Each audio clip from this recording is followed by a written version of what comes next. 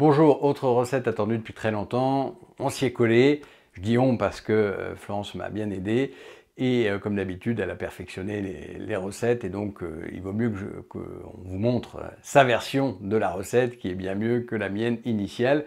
Et donc en l'occurrence, recette amérindienne. Alors toujours notre ami Frédéric Chvatka et Georges Catlin. Alors il n'y a pas que, hein, évidemment, mais c'est vrai qu'on a accès, comme je disais, dans une recette sur le beef jerky, on a accès aujourd'hui à ces éditions extraordinaires. Et donc il y a plusieurs éditions, c'est très intéressant. Bref, c'est pas une vidéo de biblio aujourd'hui, c'est juste que c'est quand même intéressant de pouvoir lire ces livres. Cette recette, donc recette du pemmican, l'une des recettes traditionnelles, sinon la recette traditionnelle des Amérindiens des plaines du Nord, et qui donc faisait cette recette avec un autre matériel bien entendu, et qui passait par une étape de beef jerky, hein, qui fait l'objet donc d'une vidéo à part, parce que les beef jerky, ben, ça se mange à l'apéro, ça se mange comme on veut, ça s'emporte éventuellement en randonnée, mais peut-être plus intéressant, le pemmican permet pour le coup d'avoir sur soi un aliment qui est très riche en nutriments et notamment en macronutriments, qui est gras. Et lors d'une randonnée, si vous n'avez pas envie de jeûner, si vous partez pendant quelques jours, etc., si vous voulez planter la tente et que vous voulez avoir de la nourriture facile d'accès, facile à manger, 100% keto carnivore à la mode Sequoia, eh bien là pour le coup il n'y a pas mieux effectivement. Donc cette recette de pemmican, c'est en fait un mélange de viande séchée et de graisse de cette même viande. C'est de la viande de bœuf en général, alors ça peut être du bison, en fait c'est du bovidé en réalité, hein. Donc à la base c'était plutôt du bison, mais ça peut être tout type de bovidé au sens large, et ça peut même être fait avec d'autres types de viande, bien entendu, si possible viande rouge, hein, et grasse. Et donc on sépare en gros le maigre du gras. Le maigre est coupé en tranches séchées, donc en fait c'est le principe du beef jerky, et après il est réduit en petits morceaux, donc là en l'occurrence il va être réduit en poudre, et derrière on assemble à chaud finalement, puisqu'on fait chauffer la graisse pour la faire fondre, et on assemble tout simplement, et après on donne la forme qu'on veut, on rajoute tout ce qu'on veut. On peut trouver sur internet des recettes d'ailleurs, où il y a tout un tas de saletés ajoutées, avec des fruits séchés, etc. Vous pouvez mettre toutes les saletés que vous voudrez dedans, mais moi je vous présente la recette santé, donc la recette basique, pure. Et cette recette toute simple, toute basique, elle est déjà très goûteuse, et on va vous montrer des variantes, parce qu'en fait vous pouvez utiliser différents types de gras. Alors il faut que ce soit une graisse suffisamment solide, donc évidemment hors de question d'utiliser du beurre, ou alors c'est juste pour l'apéritif, ça ne marcherait pas. Vous utilisez une graisse de type graisse de ruminant, bien sûr, alors que ce soit de la graisse sous-cutanée, mais pareil, elle est très riche en monoinsaturés type oméga 9, ce qui fait qu'en réalité, même si elle est très bonne à la santé, elle tient moins la chaleur, donc ça va moins se tenir. Et vous pouvez utiliser le fameux suette, et je vous renvoie sur la recette du suette, cette graisse périrénale qui tient bien mieux la température, beaucoup plus saturée, beaucoup plus dure, qui est typiquement le genre de graisse qui était utilisé notamment à l'époque. Et puis, on peut faire avec une variante qui donc ne peut pas être du beurre, on l'a vu parce que ça ne tient pas, mais qui pour le coup serait eh bien, le ghee bien sûr, puisque le ghee, vous savez, à température ambiante, selon la qualité du beurre, selon la richesse en acides gras à longue chaîne plutôt que chaîne courte, et saturé plutôt que monoinsaturé, vous allez avoir un ghee plus ou moins dur, et avec le ghee ça marche parfaitement. On peut faire un mélange des deux, c'est ce qu'on va vous montrer, ça donne un petit goût assez particulier, mais bon, traditionnellement, c'était avec le gras de la bête, bien sûr, hein, le maigre et le gras, et on assemble. Voilà, je crois que j'ai assez parlé. On en recose à la fin, pareil, niveau macro, astuces, etc. Et donc, je laisse la place à Florence. Alors, je dépose mes tranches exactement comme précédemment pour faire mes beef jerky. Donc, je vous renvoie sur la recette des beef jerky. Et là, on va laisser déshydrater assez longtemps. Cette fois-ci, je dépose directement mes tranches de viande sans les avoir fait mariner au préalable. C'est des jerky nature.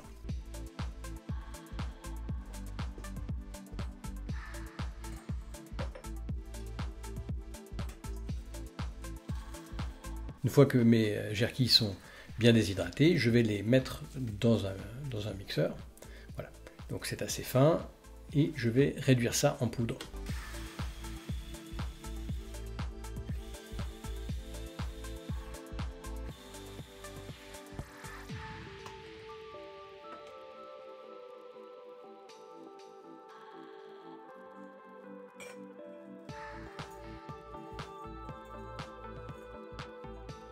Voici l'apparence que cela donne, donc la taille de cette poudre, de ces grains de poudre, une fois broyés.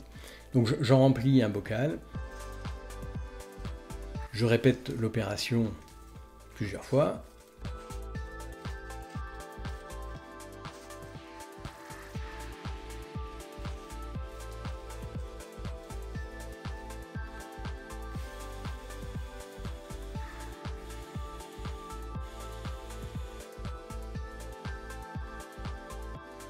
Voilà. Et mon bocal est plein, et ce bocal peut être d'ailleurs conservé quelques temps, quelques semaines comme ça sans problème, peut-être davantage, et on peut l'utiliser pour rajouter dans le gras à la fin du plat, mais ça c'est des astuces dont je vous reparlerai. Pour faire le pemmican à proprement parler, je vais avoir besoin, outre de ces jerkis réduits en poudre, d'avoir également une source de gras. Pour commencer, on utilise du suet, donc je vous renvoie sur la recette sur le suet, vous savez cette graisse périrénale, qui a des particularités intéressantes en cuisine et en gastronomie.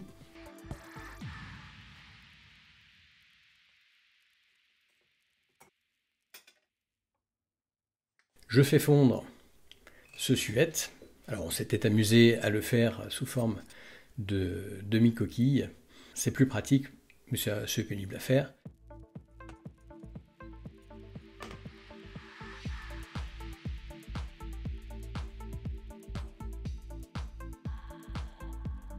Voilà. Et là, on va travailler assez rapidement parce que le suet fige assez vite, plus vite que le ghee.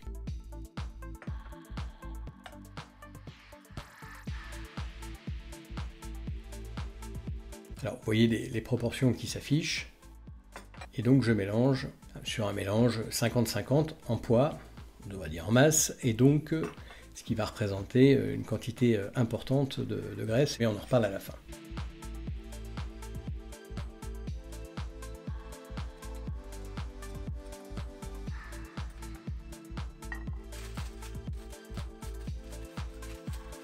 J'ai mélangé à chaud la poudre de jerky avec le gras. Et donc, en fait, les fibres musculaires s'imbibent de cette graisse, et ça continue à s'imbiber. Et voici le résultat. Je dispose en petites boules, alors sur un papier ou directement sur l'assiette, et ça ressemble un peu à des rochers, mais pour le coup, là, sans glucides.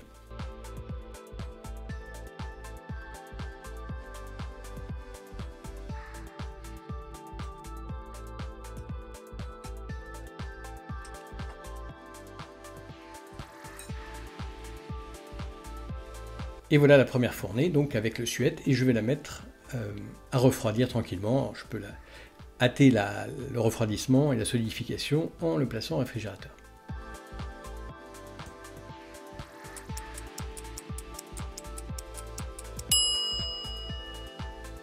Voici l'allure à la sortie du réfrigérateur, cette fois-ci ça a bien figé.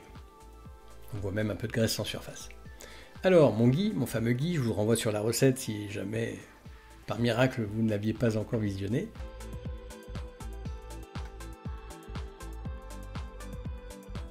Et donc, rebelote, on va peser une cinquantaine de grammes de ghee et que je vais mélanger cette fois-ci avec du suet pour arriver à 100 grammes. Voilà, donc c'est moitié ghee, moitié suet. Je fais fondre.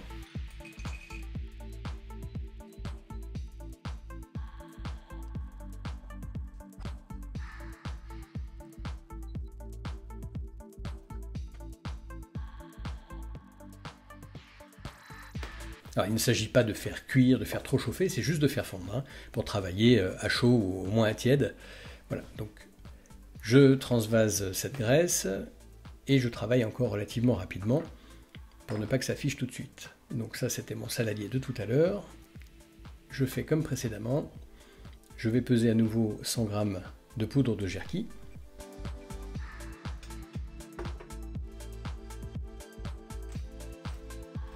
J'assaisonne, c'est vrai que c'est agréable quand c'est un peu salé. Et je mélange à chaud, à tiède au moins. Et là encore, le gras va infiltrer les fibres musculaires.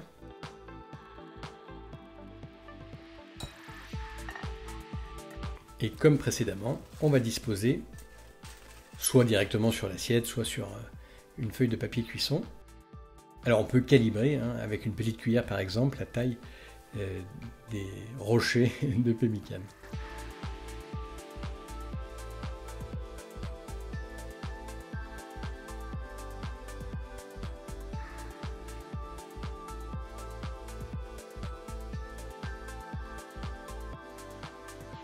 Alors là oui, on tombe sur des fibres par moment qui ont échappé à la lame du broyeur, ou du moins qui étaient plus résistantes que la lame de mon blender.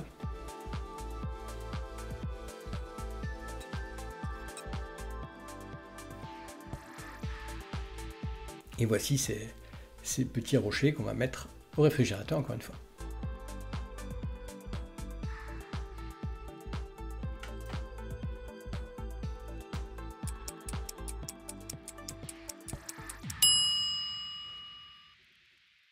C'est une jolie bavette qu'on voit à gauche. Alors, voici l'apparence en sortant du réfrigérateur. Donc c'est assez difficile de les différencier. On va faire une comparaison en zoomé. Bon, allez, on va attaquer la dégustation. Juste un mot sur les macros, comme d'hab. Un aliment ne se résume pas à ses macros, on est bien d'accord. C'est juste pour un souci keto, cétogène, keto carniflex, keto carnivore.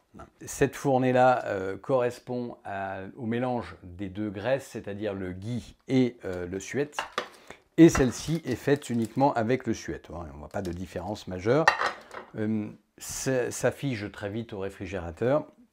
Et donc c'est fait, on va dire, quasiment à moitié en poids avec de la poudre de beef jerky. Et cette poudre de beef jerky contient à peu près 90% de protéines. Voilà.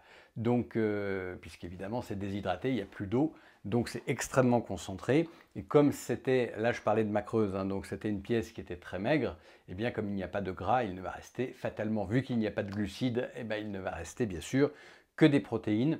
Et donc là, avec un ratio d'à peu près 90%, tout va dépendre du degré de déshydratation. Et si vous voulez les calculer, ces macros, de façon plus fine, eh bien, je vous conseille de peser votre macreuse. Sur un poids cru, on connaît le pourcentage à peu près exact de protéines, qui selon la macreuse, si c'est de la macreuse de veau, là c'est du veau brouteur en l'occurrence, mais ça peut être fait avec du bœuf, brouteur aussi bien sûr, eh bien on tourne en général à peu près autour de 22%, ça va dépendre.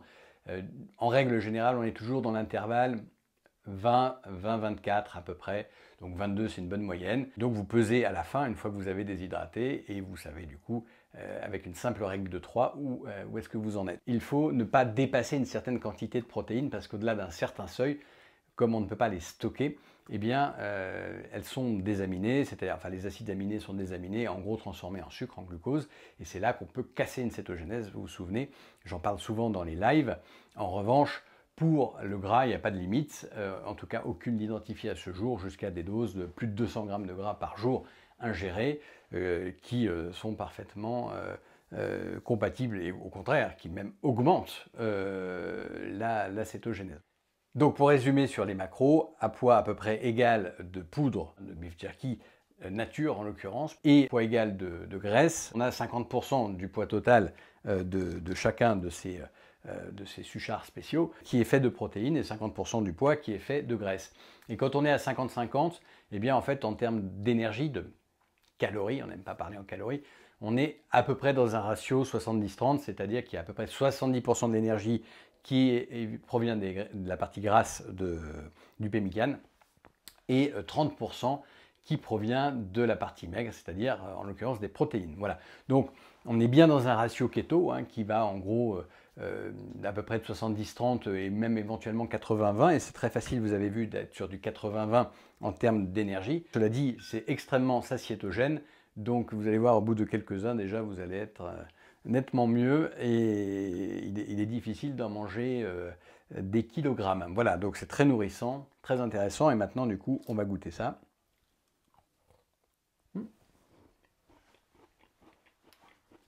Et c'est très très bon. Alors celui-là, on sent bien le petit goût du gui.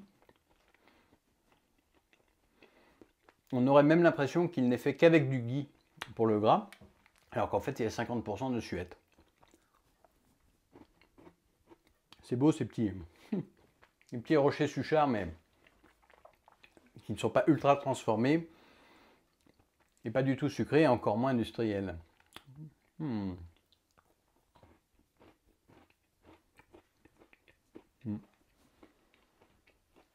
Le goût est quand même très différent. Ça n'a rien à voir, hein, comme dit. Finalement, je crois que je préfère ceux sans le gui, alors que c'est une nouveauté ça. Allez, bonne dégustation, bonne randonnée ou je ne sais quel sport ou apéritif à avoir toujours sur soi. Et à bientôt.